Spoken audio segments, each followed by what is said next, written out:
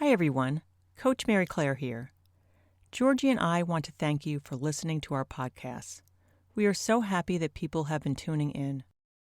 During these more challenging times, we want you to know that we are thinking of all of you and wishing you health and well-being. A big part of our binge eating program addresses emotional aspects. Negative mood, stress, anxiety all play a big role in our eating behavior. And in our current circumstances, these feelings and emotions abound. So for this episode, we thought we would share with you how we and our clients are weathering this storm and perhaps make some helpful suggestions. We are all in this together. This is the Breaking Up with Binge Eating podcast, where every listen moves you one step closer to complete food freedom. Hosted by me, Georgie Fear, and my co-coach, Mary Claire Brescia. I'm sure you've all seen those funny memes. Keep calm and carry on. There's a picture of the British Crown in the background. Some recent versions are keep calm and sparkle. Keep calm and love cats. Keep calm and be a unicorn. Well, with our current set of circumstances, I find myself thinking about World War II and the bombing of London. Of course I do. The actual situation that led to the Keep Calm and Carry On slogan. It's part of my "it could be worse" coping strategy. Perhaps you've used that one yourself. I just wondered how people could withstand nightly bombardments and manage to keep calm. So I checked out Wikipedia. Well, in September 1940, the Luftwaffe were ordered to attack London.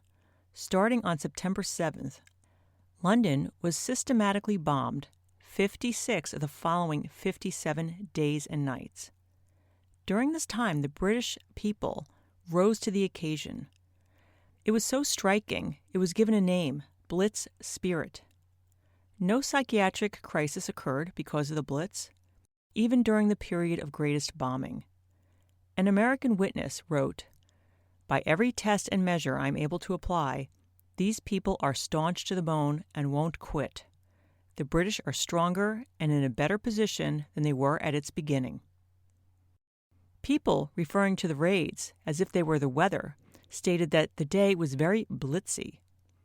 London civilians, surprisingly, did not suffer from widespread shell shock. The special network of psychiatric clinics opened to receive mental casualties of the attacks closed due to lack of need. Many civilians found that the best way to retain mental stability was to be with family, and after the first few weeks of bombing, avoidance of the evacuation programs grew. Cheerful crowds visited bomb sites. They were so large they interfered with rescue work. Despite the attacks, despite the defeat in Norway and France, and the real threat of invasion, overall morale remained high. So, Mary Claire, why are you talking about the Blitzkrieg? Well, it shows how strong we as humans truly are.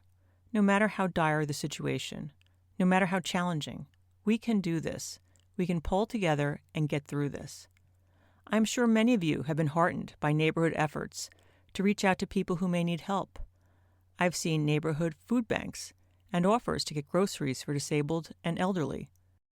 And of course, it is impossible to overstate the heroism of our healthcare providers. They are on the front lines at great personal cost and risk. And let's give a shout out to the grocery store workers, truck drivers, and restaurants that have changed over to takeout and delivery. Way to go. And how about those teachers who are recording their classes for the stay-at-home students? Thank you all. Maybe you saw the video of the Italian opera singer serenading Florence from his window, or the folks in the Spanish apartment building exercising together on their balconies. People find a way to get through tough situations. So we do have much to be grateful for.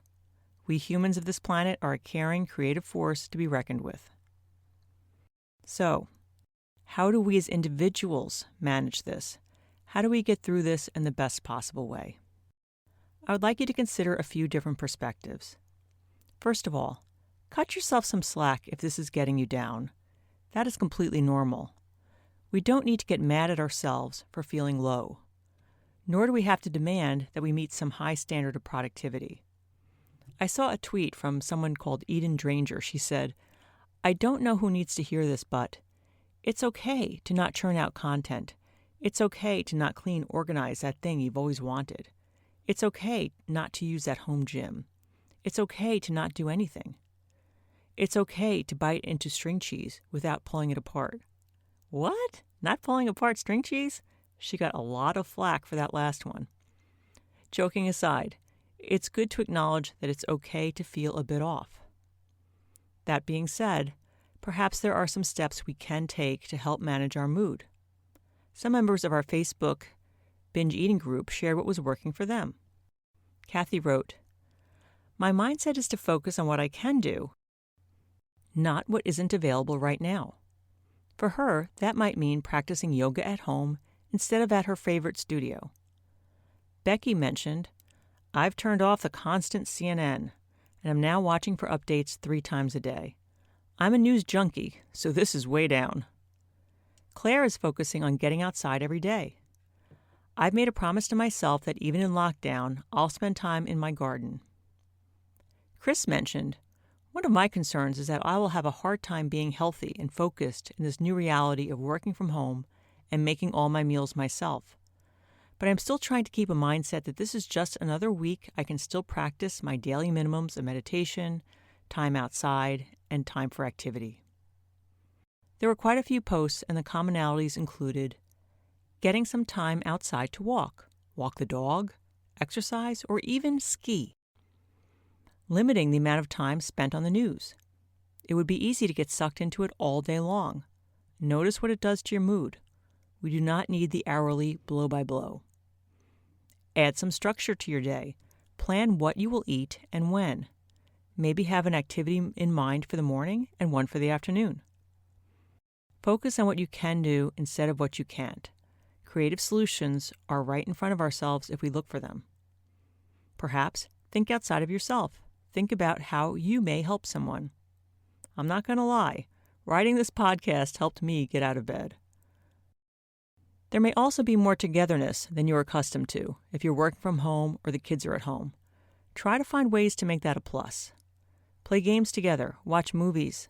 I know this sounds weird, but this can be a special time together.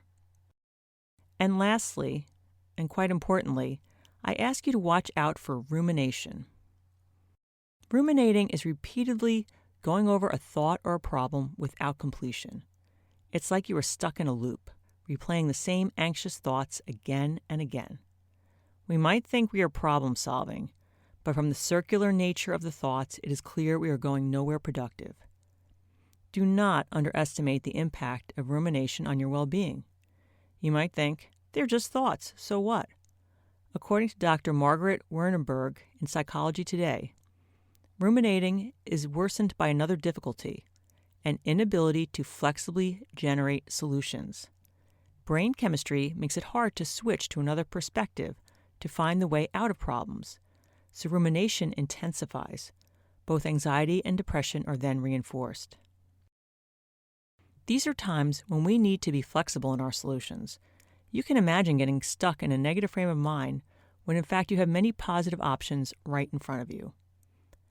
The first step to fight back against ruminating is to notice when you're doing it. You might find yourself obsessively thinking about whether you have enough food on hand. You might be thinking about financial concerns. You might be keeping an account of everything that has gone wrong or has been canceled. So when you catch yourself stuck in rumination, what should you do? One suggestion is to remember all the times in your life where things turned out okay. Many of us can recall times when we were worried quite unnecessarily. If you're having trouble coming up with examples, ask a loved one to help you remember. I'll give you one example, Y2K. And I'm not saying that there's nothing to worry about here. Certainly there is. But it's the incessant worry. That's what we're talking about. Next, distract yourself. Watch a silly TV show or work on an enjoyable hobby. Sometimes I even just count backwards. Meditation may be helpful. It may be easier to practice letting go of all thought than to switch thought from negative to positive. Another approach is to identify the problems that you are chewing on and see if there's something you can do. If so, make a plan to do it. If there's nothing you can do, then recognize that you are engaged in unproductive worry. Lastly, you can apply the concept of diffusion. Diffusion is a process where we can observe and notice our thoughts and feelings without buying into them. A person might think, "I'm so upset about what's going on and my whole year is ruined." With diffusion, you might rephrase that as, "I notice I'm having the thought that I'm upset and my whole year is ruined." Do you hear the difference? It's a bit subtle. You may have a soundtrack of negativity playing in your head. One way to diffuse from it would be to call it a story, as in, "Here I go again with the year is ruined" story, or the "I will not survive without toilet paper" story. You can even recite your story in a funny voice. Give it a try, it really works. All of these steps loosen the hold of the negative thoughts and give us a chance to choose how we want to think and respond. So I hope you have found some suggestions here that may be helpful to you. If you need a coach to help add extra support, you can always reach out to Georgie, and she'll also contact me if need be, at georgie@nutritionloft.com. Thanks.